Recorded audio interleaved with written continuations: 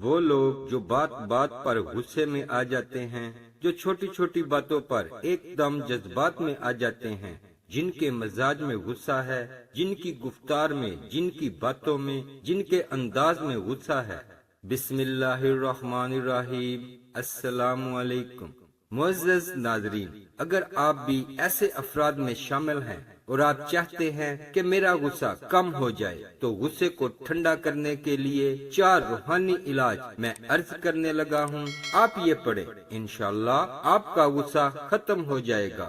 وظیفہ نمبر 1، جس کو غصہ گناہ کرواتا ہو تو اسے چاہیے کہ ہر نماز کے بعد 21 مرتبہ بسم اللہ الرحمن الرحیم پڑھ کر اپنے اوپر دم کر لے۔ وظیفہ نمبر 2، چلتے پھرتے آپ پڑھا کریں، یا اللہ یا رحمانو یا رحیمو۔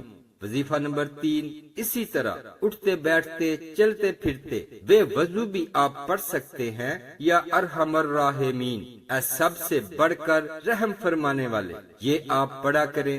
وظیفہ نمبر 4، پارہ نمبر 4 سورہ آل عمران کی آیت نمبر 134 کا یہ حصہ روزانہ 7 مرتبہ آپ نے پڑھنا ہے۔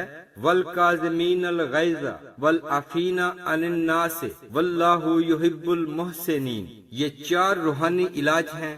معزز ناظرین، یہ پڑھ کر آپ اپنے اوپر دم کر لیں، یہ چاروں پڑھ لیں تو بہت اچھی بات ہے۔ اگر چاروں نہیں پڑھ سکتے تو آپ ان چاروں میں سے کوئی ایک وظیفہ پڑھ کر اپنے اوپر دم کر لیں، آپ کی طبیعت میں ایک اطمینان، ایک سکون آئے گا اور آپ کا غصہ بھی ختم ہو جائے گا۔ اب اسی کے ضمن میں ایک اور خاص وظیفہ میں عرض کرنے لگا ہوں۔ یہ چاروں وظائف جو آپ نے پڑھے، یہ تو ہوئے اپنے لیے کہ ہم نے اپنا ذاتی غصہ ختم کرنا ہے۔ اگر آپ چاہتے ہیں سامنے والے کا غصہ بھی نرمی میں بدل جائے تو یہ تحفہ ہے آپ کے لیے۔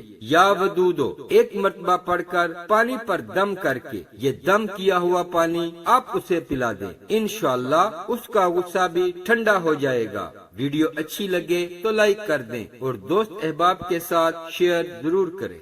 اسلامک ویڈیوز کے لیے سبسکرائب کریں اور ساتھ بیل کے بٹن کو بھی پریس کر دیں۔